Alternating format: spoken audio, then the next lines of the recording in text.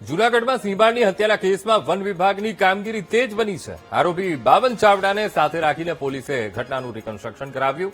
આરોપીએ કરેલી કબૂલાતને આધારે ઘટનાનું રિકન્સ્ટ્રક્શન કરવામાં આવ્યું અને અગાઉ પૂછપરછમાં આરોપીએ સિંહબાળની હત્યાની કબૂલાત કરી હતી। સિંહબાળની હત્યા કરનાર આરોપીને આજે કોર્ટમાં રજૂ પણ કરાશે। વન્યજીવ સંરક્ષણ અધિનિયમ હેઠળ કાયદેસરની કાર્યવાહી હાથ ધરાશે।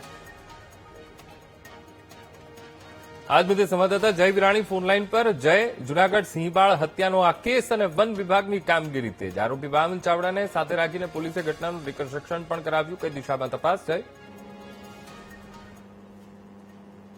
જી ચોક્કસથી જણાવ્યું કે જે થોડા દિવસ પહેલા જે સિંહબાળની જે હત્યા કરવામાં આવી હતી તેના જે આરોપી છે બાવન ચાવડા એને ગઈકાલે બપોર બાદ પકડી પાડવામાં આવ્યો હતો। પોરબંદર વિસ્તારના કુતિયાણા જે વિસ્તાર છે તેમાંથી જે આરોપી છે તેને પકડી પાડવામાં આવ્યો હતો। ત્યારબાદ તેને જૂનાગઢ લાવવામાં આવ્યો હતો।